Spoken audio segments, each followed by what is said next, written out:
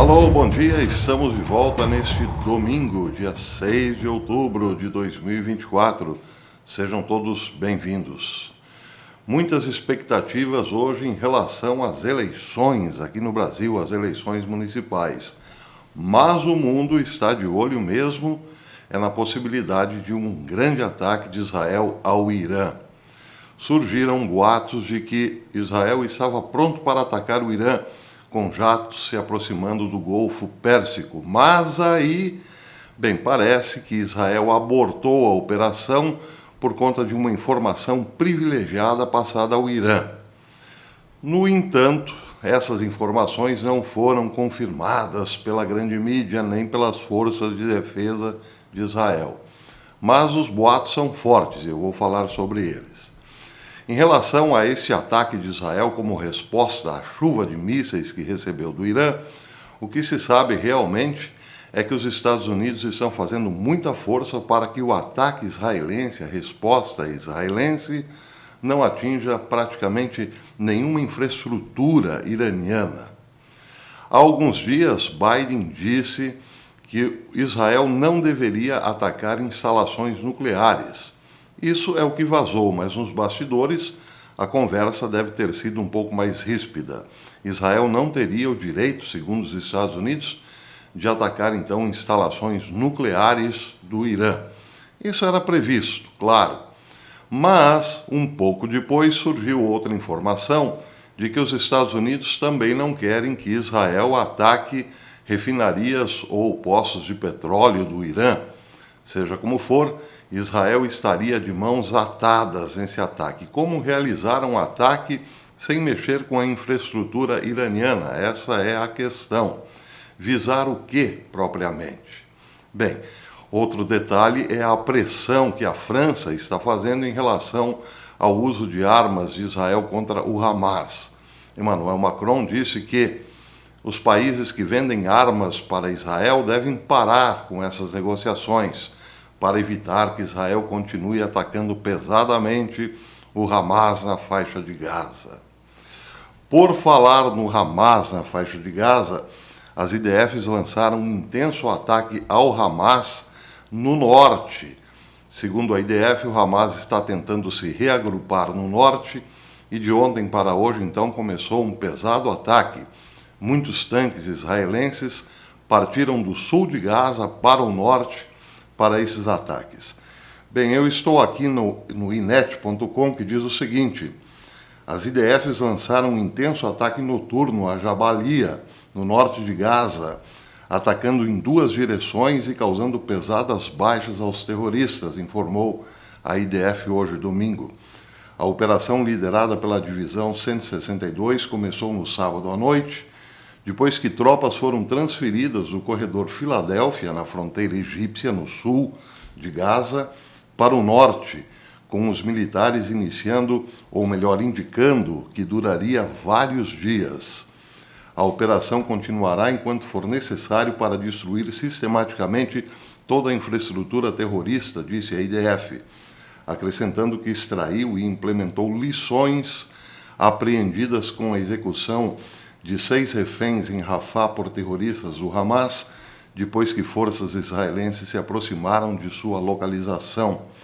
Em Rafah, onde a Divisão 162 entregou o controle às forças de divisão de Gaza, as operações para localizar e destruir túneis de terror continuam.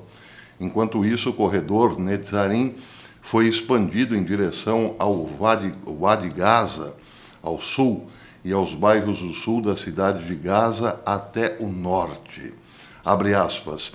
Estamos em uma posição forte para agir contra o Hezbollah com forças que mudamos do sul, enquanto simultaneamente atacamos Gaza no norte, disse a IDF.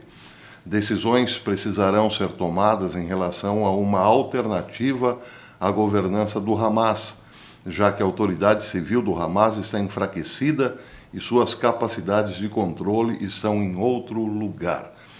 Bem, então aqui justifica-se o fato desse deslocamento, porque este outro lugar para as forças de defesa de Israel estão no norte. O Hamas está se reagrupando.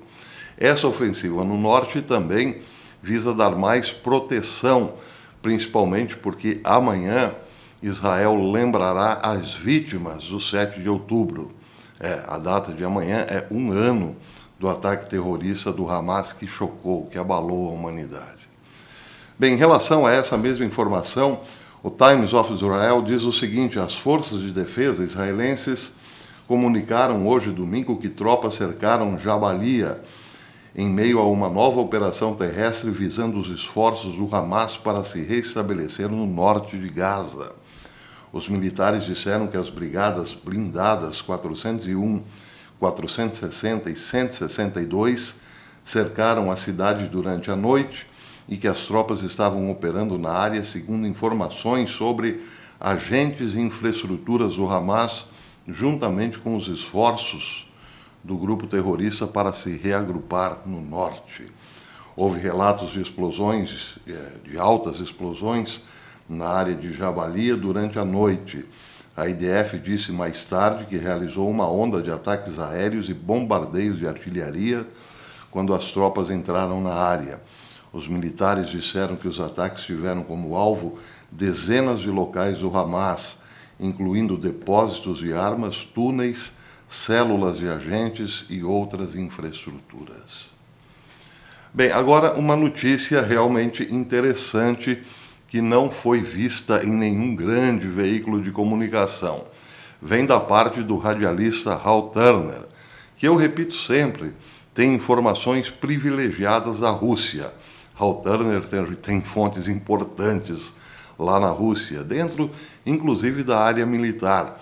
E de quando em quando ele solta uma bomba dessas que acabam, de repente, se comprovando. Nem todas é verdade, Hal Turner já deu algumas barrigadas.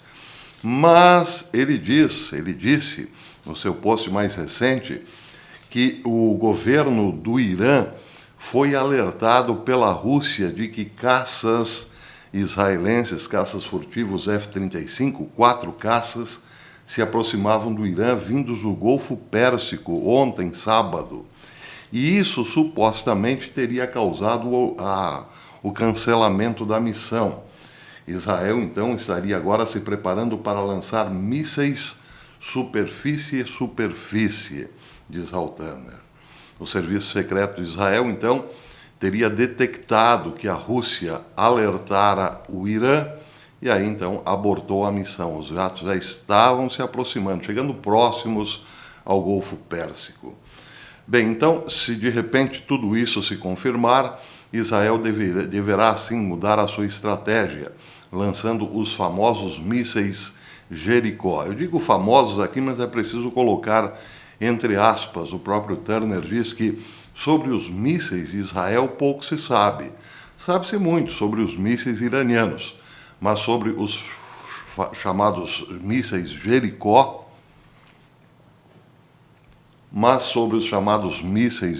sabe-se realmente muito pouco. Uma curiosidade em relação a esses mísseis.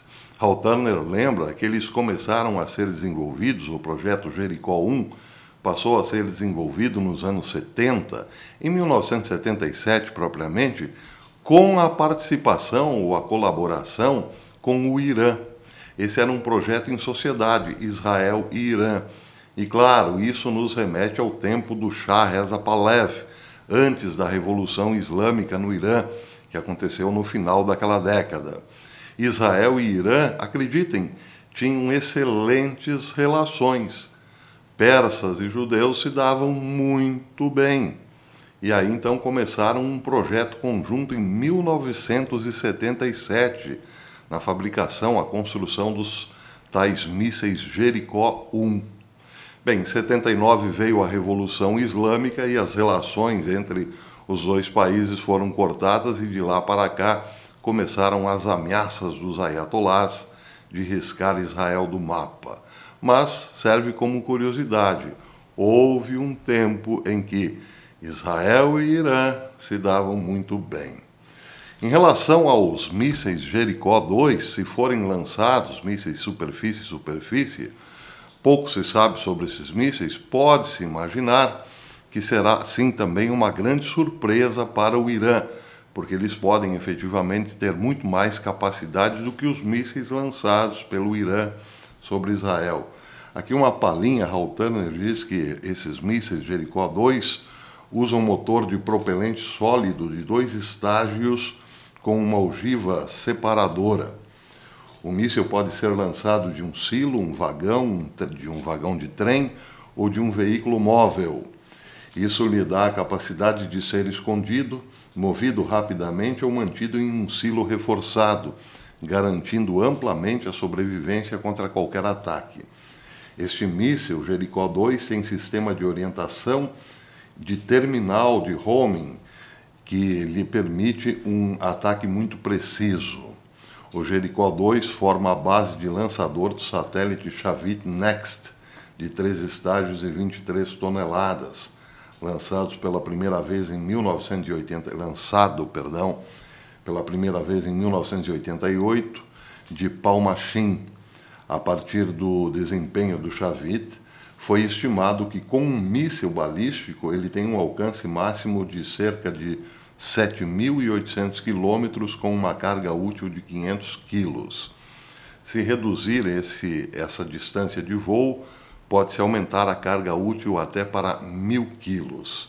O míssil pode levar também ogiva nuclear. Bem, para terminar, outra notícia curiosa. O Washington Post revelou hoje, num longo artigo, como foi a operação dos pagers que explodiram no Líbano.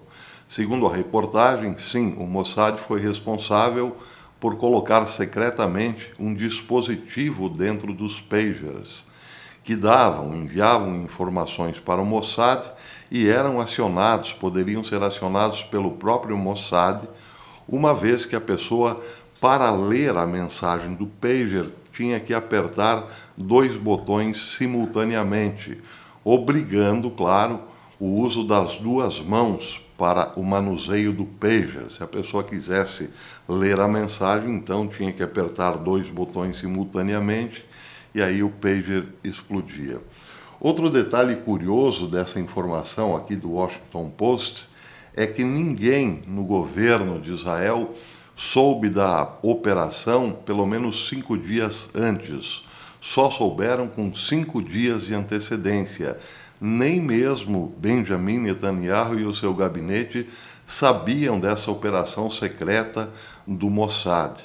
Então houve uma reunião 5 dias antes dos pagers explodirem e o governo ficou sabendo que, sim, as forças de defesa, juntamente com o Mossad, tinham essa carta na manga, poderiam usar esses dispositivos para criar, então, um problema técnico para o Hezbollah, uma vez que todos os seus militares estavam usando os pagers e podiam ser atingidos nos braços, e aí tornando-os incapazes para o combate, ou pelo menos para o uso de armas.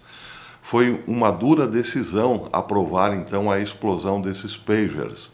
Segundo o Washington Post, houve muita divergência na reunião e alguns do governo de Netanyahu não queriam que esses dispositivos explodissem, temendo uma escalada na guerra, ou um conflito total. Mas acabou, então, decidindo-se pelo sim, pela explosão dos pagers, porque as forças de defesa de Israel conseguiram convencer o governo Netanyahu de que o Hezbollah já estava desconfiando que alguma coisa estranha pudesse estar acontecendo ali, colocada dentro dos tais pagers. E também por conta das ameaças, o Hezbollah estava cada vez mais ameaçador. Eu mesmo, aqui nesse canal, publiquei um vídeo de propaganda do Hezbollah que mostrava uma rede enorme de túneis com possível deslocamento de veículos pesados dentro desses túneis, mostrando inclusive muitos foguetes e alguns mísseis armazenados nos túneis. Isso tudo antes da operação. Em relação à operação de colocar esse dispositivo secreto, ela começou muitos meses antes, não foi informado com precisão, mas começou muito antes de setembro. O projeto começou muito antes de setembro. Então, ele foi acionado por uma decisão de emergência, porque, segundo o Mossad, o Hezbollah já estava desconfiado que algo estranho pudesse acontecer. Como Israel não tinha tempo a perder, então foi decidido pelo uso dos pagers. Bem, como disse, hoje é um dia de muita expectativa. Israel pode, sim, atacar o Irã ainda hoje ou nos próximos dias. A questão é saber se obedecerá os pedidos, vamos colocar aqui entre muitas aspas, dos Estados Unidos, de atacar sem atacar, responder sem responder. Vamos aguardar. Eu estou de olho nessa possibilidade, mas também sobra aqui no cantinho do olho uma atenção para as eleições no Brasil. Se você gostou desse vídeo, deixe seu like. Lembre-se, eu posso voltar a qualquer momento, numa edição extraordinária. Até depois, se Deus quiser.